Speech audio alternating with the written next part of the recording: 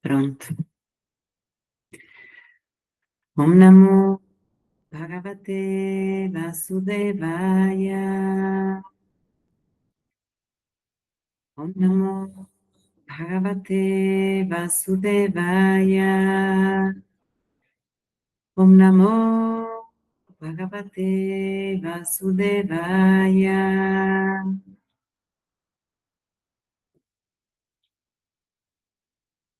Estamos no capítulo 15, verso 3 e 14. Farei a leitura em sânscrito. Kamabhisha Shabutani Tarayami Ahamo Yasa Ushnami Shausadi Sarvaha Somobhutwara Satmakaha Aham Vaishvanaro Bhutva Praninam Dehamashrita Pranapana Samayuktaha Pashamyanam Chaturvidam.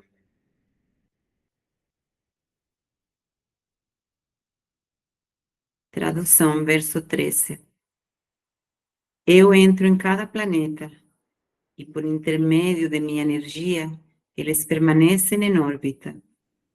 Eu me torno a lua e desse modo forneço o suco da vida a todos os vegetais. Verso 14. Nos corpos de todas as entidades vivas, eu sou o fogo da digestão e me uno ao ar vital que sai e que entra para digerir os 4 tipos de alimentos.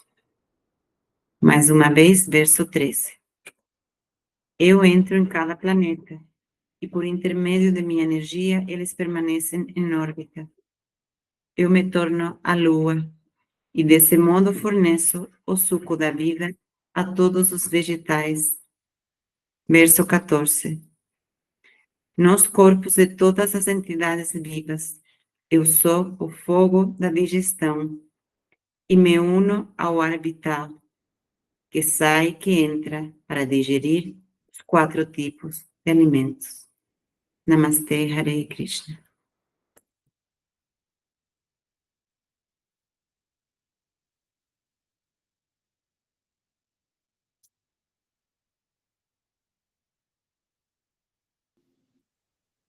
Devananda Prabhu, você está aí? Olá, Hare Krishna. Eu estou sim. Vocês estão me ouvindo? Sim. Eu acidentalmente caí da sala eu vou entrar novamente aqui, tá? Não sei se eu entrar com o... Não, eu estou entrando aqui com o outro, tá? Não vou entrar com a cultura védica, porque eventualmente isso pode fazer com que você caia. Você vai começar... Já começou a gravação? Sim, né? Sim. Mas então, não vai sair, não tem problema, não. Tá bem.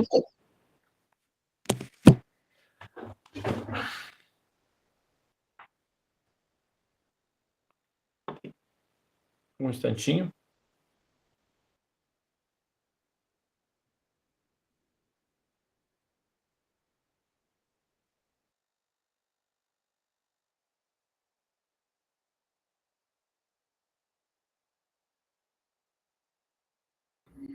Agora sim.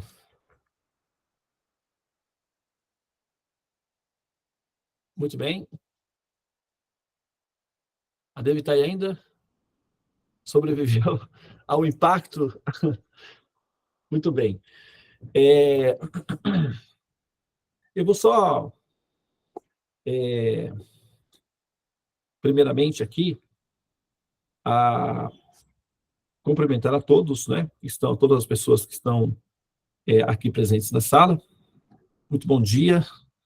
Parabéns, né, por esse momento histórico da sua experiência de existência, né, que essa atitude consciente, voluntária, predisposta ao seu aperfeiçoamento, né, enquanto consciência, enquanto ser existente.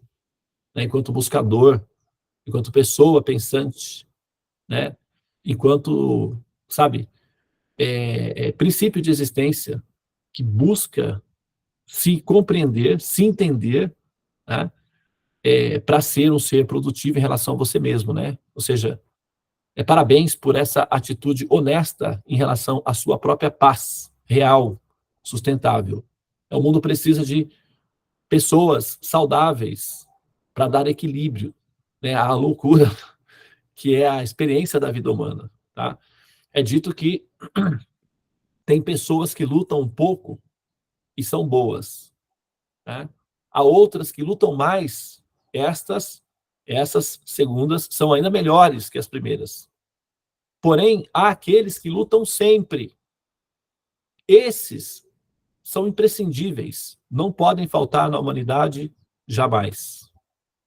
Tá? Então, nós precisamos nos tornar imprescindíveis, necessários, né? Assim, nós precisamos nos tornar a parte integrante do processo que é a solução da humanidade.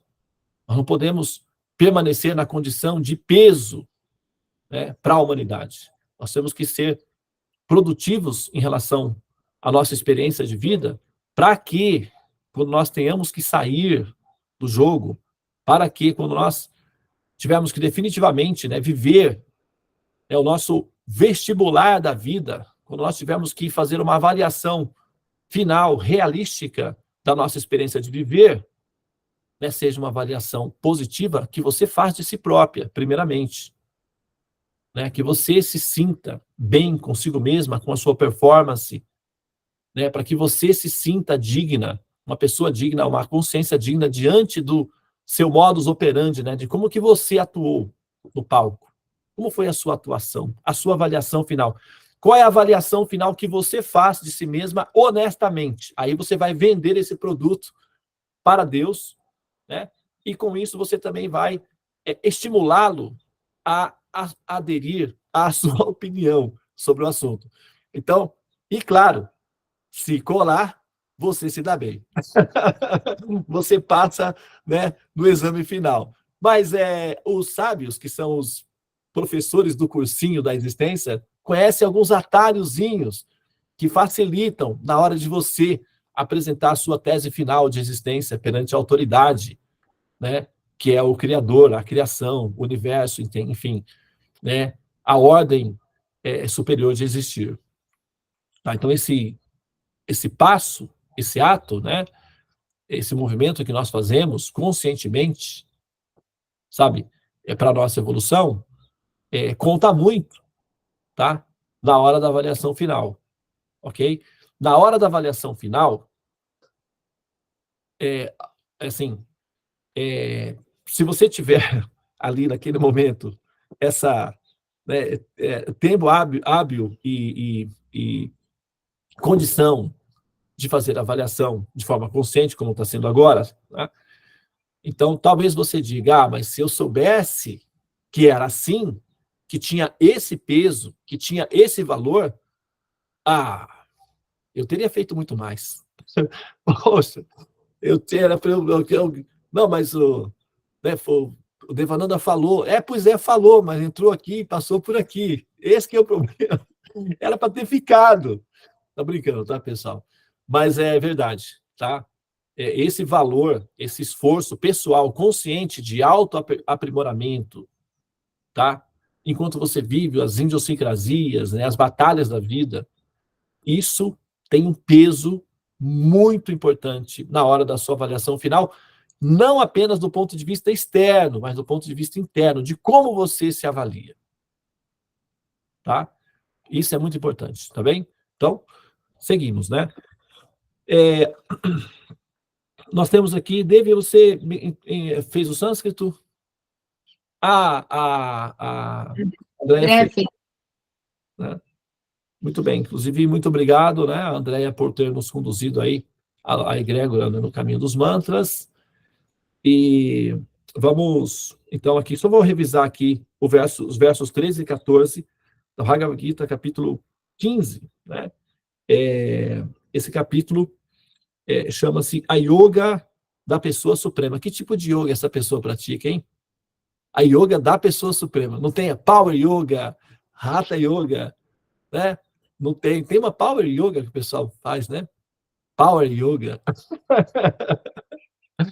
Astanga Yoga. Então, tá.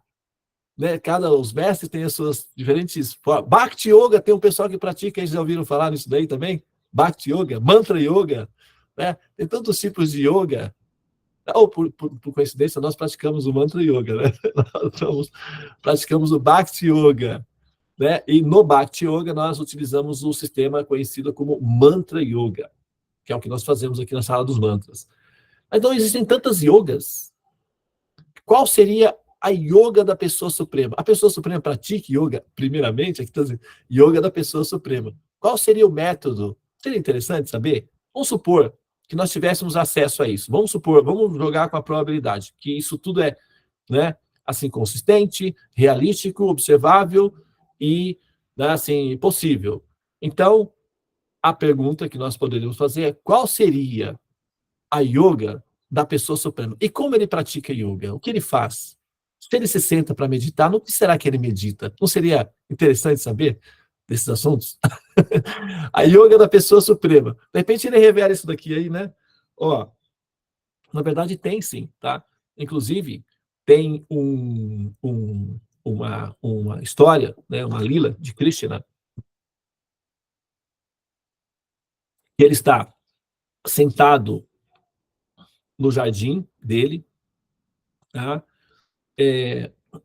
Ele, na verdade, as 16 mil palácios que ele tem, né, e né, essa vida caleidoscópica que ele tem com múltiplas realidades paralelas, de milhões de palácios, ele está em todos eles, mas em todos eles tem um padrãozinho de comportamento de Krishna. Ele acorda pelas manhãs, né, isso tem uma diferença entre mesmo esse processo caleidoscópico dentro da criação, que é uma simulação didática, do sistema original, tá? Então, estou falando aqui do sistema didático, que é aqui a nossa interação. Pela manhã, ele acorda, pelas manhãs, ao nascer do sol, e ele faz um carinho na sua rainha querida, na sua esposa, dá um cheirinho, dá um beijinho nela, se levanta, ela fica deitadinha, né? A rainha, normalmente, ela não quer acordar, jamais, porque enquanto ela está dormindo, ela está abraçada com Krishna. Então ela não quer sair, não quer sair daí para praticar yoga. A yoga dela já é essa. Como chama essa yoga dele? Prema Yoga, né? Prema Yoga. O yoga significa união. Então, a rainha já está abraçada com Krishna. Então, ela não quer outra coisa. Já alcançou a meta suprema de todas as yogas. Então, já está nas férias infinitas. Mas ele se levanta carinhosamente. Ela está profundamente adormecida, sonhando com Krishna. Ela está abraçada com ele, sonhando com ele. Então, a descrição é que ele carinhosamente, né, tira o bracinho dela, faz um carinho, dá um beijinho nela, deixa ela dormindo na caminha, se levanta, né, e, assim, vai ao seu, né, uma piscina, né, que fica dentro do palácio, com águas termais, banha-se, veste-se, vai para o jardim, que é um local de meditação dele, ele se senta, fecha os olhos e começa a meditar. E em que ele medita? Está escrito lá, está descrito. Ele fecha os olhos e começa a meditar na imensa boa fortuna de ser ele, e quando ele alcança o ápice da perfeição, da imensa boa fortuna de meditar nele mesmo, ele visualiza os seus devotos queridos sorrindo amorosamente para ele. Então ele medita nos devotos dele. Com toda a mãe, né, que só pensa nos filhos. A mãe, qual é a yoga da mãe? Mother Yoga, Mama Yoga, né? Qual é não tem o Mamãe Yoga? Deve ter o Mamãe Yoga, né? Qual é a yoga da mãe? Pensar nos filhos, 24 horas por dia. Ela está em samadhi, focus, total focus, 100% focus, 100% focus. é a yoga mais poderosa, que é a yoga da mãe. Só pensa no objeto, né, no foco ali de meditação dela, que são os filhos. Assim também é Krishna. Krishna tem um coração amoroso, maternal, acolhedor, carinhoso com seus filhinhos queridos. Então, sempre que ele se senta para meditar, ele não consegue meditar na luz. Ele só consegue pensar nos filhinhos. Já pensou? Esse é um mal que afeta todo mundo, né? Todas as mães. Mas não é culpa de vocês, não, tá? Faz parte do processo mesmo né, desse foco aí do amor, da compaixão. Então, Krishna, ao meditar, ele medita na felicidade de seus devotos, na realização de seus devotos, nas palavras, nos carinhos, no perfume de amor que seus devotos queridos sentem por ele. Essa é a meditação de Krishna. Essa é a yoga suprema, tá? Então, se você quiser pensar em Deus, ou pensar em Vishnu, ou Krishna, meditando, então, se você entrar na mente dele e ver o que ele vê, ele vai ver você lá, meditando nele. Então, é recíproco o processo, tá? Bom, afora isso, né? Afora o fato de ele ser um meditador dedicado, diariamente ele o faz, mas principalmente não porque ele precisa se sentar, fazer esse ritual para meditar nos seus devotos queridos. Não necessariamente. Ele o faz para dar exemplo sobre o que nós devemos fazer. Como nós devemos fazer. Está dito que as pessoas comuns seguirão os passos das grandes personalidades. Krishna diz isso daí. E depois, mais ou menos uns 3 ou 4 mil anos depois, o Platão dirá: o povo, as pessoas comuns, não acreditam necessariamente nos deuses, mas elas acreditam imensamente nos homens que descrevem os deuses, ou daqueles que falam sobre os deuses, ou aqueles que criam os deuses. Assim é a humanidade. As pessoas acreditam naqueles que falam sobre os deuses. Elas seguirão os homens que descrevem os deuses. No fundo, elas até desconfiam dos deuses, mas nos homens que descrevem os deuses, não. Elas confiarão. É muito interessante isso, né? Mas é assim mesmo que funciona. Então, Krishna, assim, é claro que isso não é um problema, né? O problema é identificar esses homens, essas pessoas que descrevem a pessoa Deus ou a divindade de maneira apropriada. Então, o problema não é alguém que saiba descrever a pessoa suprema. A dificuldade é encontrar, né, alguém autêntico, uma pessoa autêntica, ou pessoas autênticas que fazem essa descrição de maneira autêntica, livres do desejo de te, vamos dizer assim, controlar necessariamente, né, para o propósito pessoal de serem adorados como seres iluminados, ou mágicos, ou grandiosos, alguma coisa assim. Então, a nossa dificuldade é encontrar os autênticos, ou os mestres autênticos, como diz o Tistata Jagrata, né? Procure os mestres, encontre os mestres, né? Eles saberão te mostrar o caminho, porque eles conhecem o caminho, eles conhecem a verdade, mas é preciso encontrar o mestre autêntico, e aí você sairá da floresta. Então, o conhecimento védico vai todo nessa pauta aí, nessa direção, tá? Então, Krishna, ele não faz esse ritual de acordar cedo, de sair dos braços da sua amada querida, que é totalmente, né, assim, a substância que inebria, que embevece, que seduz ou que enfeitiça a mente de felicidade de Krishna, que é a sua rainha querida, a sua amada querida.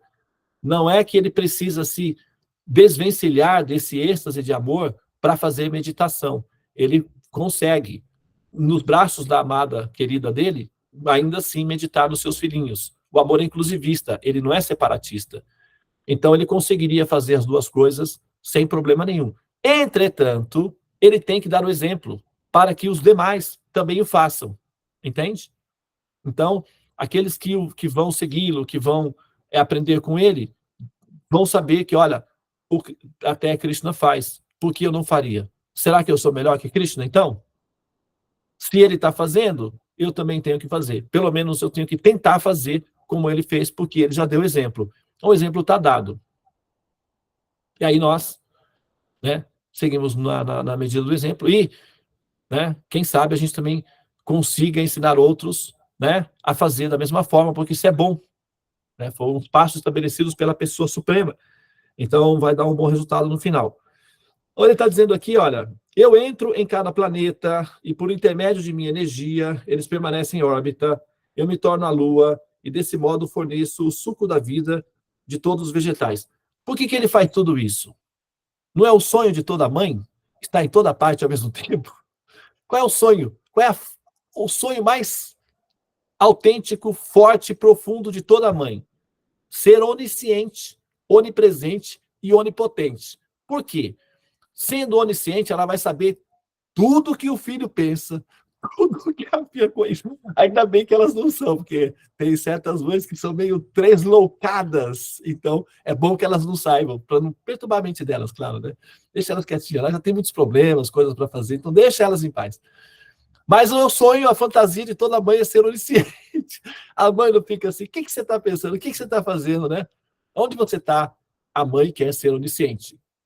E se ela pudesse, ela seria onipresente. Ela não só quer saber onde o filho está, mas ela gostaria de estar lá junto, podendo ver o que ele está fazendo a cada passo, para dizer, não faz isso.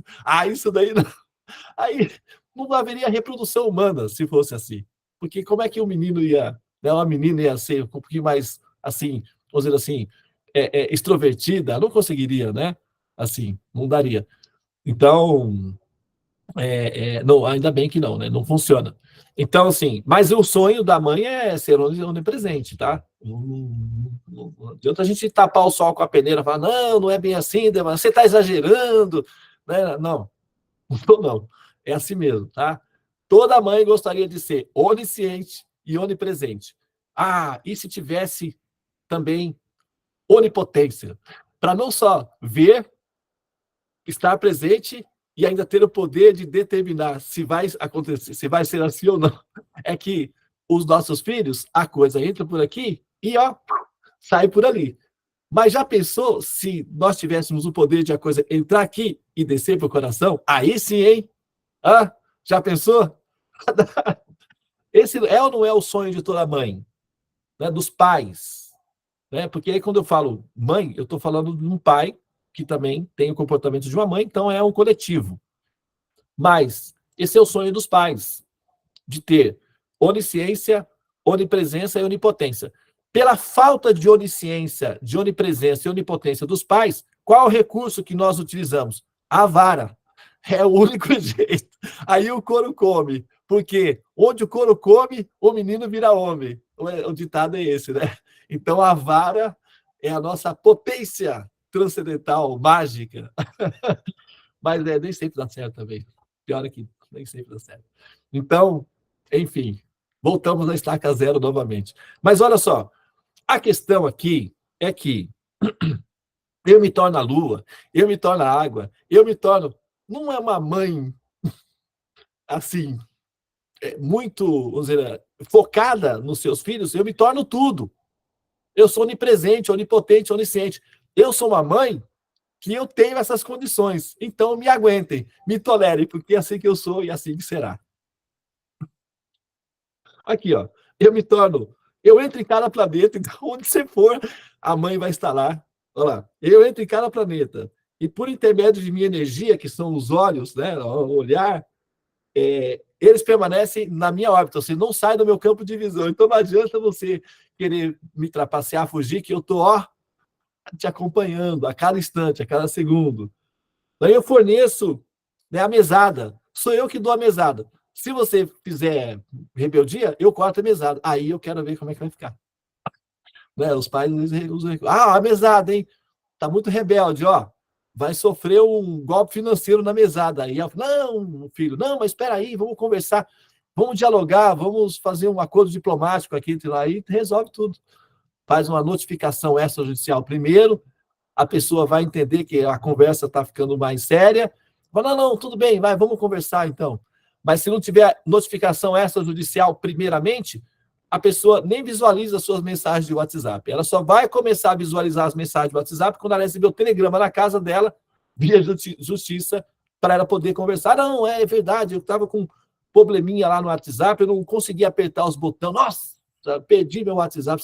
Aí começa a entender a conversa. Eu invento umas histórias lá, né? Mas é assim que funcionam os diálogos da vida. Mas então, aí eu forneço tudo. Então, sou fornecedor de tudo. Nos corpos de todas as entidades vivas, olha lá, nos corpos de todas as entidades vivas, eu sou o fogo da digestão, que fica no estômago, né? Que produz energia para o corpo.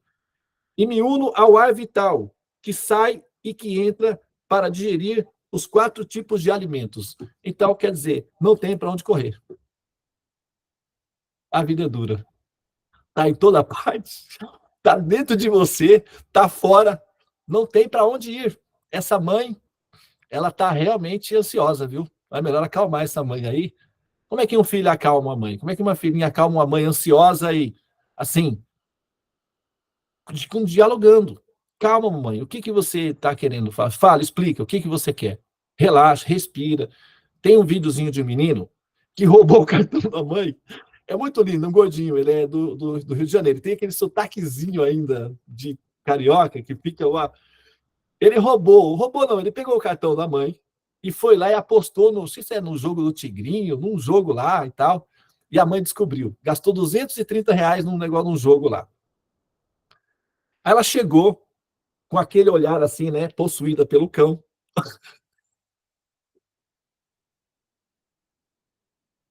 Gravou tudo, o pai gravou tudo. Gravando tudo, o pai gravando e a mãe. Aí ele, calma. Mãe, respira, respira. Mas fofinho que ele devia ter acho que uns 9 anos, mais ou menos assim, mas falando como um adulto, como um psicólogo. Mãe, calma, respira, vai dar tudo certo. Eu tenho como resolver esse problema, não se preocupe. E a mãe tentando dialogar com o garoto de 9 anos, acalmando a mãe, furiosa. É mais ou menos assim a nossa situação, tá? Ó, calma, respira. Vamos conversar, vai dar tudo certo. Eu consigo resolver essa bagunça toda aí. Vamos, então, é basicamente isso que nós fazemos quando fazemos o sadhana. É um diálogo, é uma relação de calmaria, é para acalmar essa pessoa suprema, que está muito ansiosa. Por que essa pessoa está ansiosa? Porque ela ama. E aí o que acontece? Como nós aprontamos muito, a gente se machuca. E quem sofre quando um filho apronta e se machuca? Quem sofre mais? São as mães. São elas que sofrem realmente. Porque o filho vai lá, pronto, se machuca, mas está pronto para outra. Vamos de novo. Mas a mãe fica lá. O coração fica sofrendo indeterminadamente. Então, quem realmente sofre muito mais é aquele que ama mais. Quanto mais você ama, mais você sofre. Então, agora imagina a pessoa suprema, que tem infinitos filhinhos, o como essa pessoa não deve ser ansiosa. Isso justifica. Eu entro na lua, eu saio da lua se for preciso, eu entro na água, eu entro no seu coração, no seu ar, mas eu vou garantir que eu não vou ter surpresas, que eu não vou sofrer, porque eu quero você onde? Junto comigo, seguro, né? Onde eu possa vê-lo, onde você possa brincar amorosamente, sem riscos. É a natureza de uma mãe. Exatamente, é uma mãe aqui, super ansiosa, no divã, falando com o psicólogo, explicando o porquê tem esses comportamentos emocionais devido à intensidade do amor. Faz sentido? Ou vocês acham que eu estou, assim, em estado de mero encantamento transitório? Ou isso daqui poderia ser sustentado em uma outra circunstância há 5.000 anos atrás, atualmente, ou daqui 10.000 anos no futuro? Mãe não muda, né? Se você pegar... Mãe é, assim, 80% para ser tolerada e 20% para conviver com elas, porque a ansiedade da mãe é natural do amor, né? Você pegar uma mãe da Pedra Lascada, do Neolítico, que é praticamente uma macaquinha, os gritos de uma mãe da Pedra Lascada não é muito diferente de uma mãe atual, não. Tem a mesma conotação, tem a mesma intensidade, tem o mesmo objetivo, tem a mesma comunicação. Só sofisticou. É como comer. Se você vai na Pedra Lascada, o pessoal está comendo lá. Se você vai no restaurante chique do século XXI, você vai lá, você vai ver o pessoal comendo a mesma coisa. Não mudou alguma coisa? Não, mudou só a sofisticação, mas continua exatamente a mesma coisa. Então, amor é amor absolutamente em todos os tempos. Tanto faz onde esse amor se manifesta, seja em Deus, seja numa pessoa comum, seja num alienígena, seja né, nos animais, nos nossos animais, nos bichinhos de estimação que a gente vê esse comportamento também semelhante. Amor é absoluto. Onde ele se manifesta, ele é igual em toda parte. Tá? Então, é isso. Ok? Muito bem. Então, seguimos. Namastê. Muito obrigado pela atenção de vocês. Hare Krishna, Krishna Krishna, Hare Hare. Hare Rama, Rama Rama, Hare Hare. Ó energia suprema, amor divina, ó Mahamantra, auspicioso libertador do ser, desperta-me, eleva-me, envolve-me, protege-me. Hariom Shanti. Namastê. Om Tat Sat. Hare Krishna.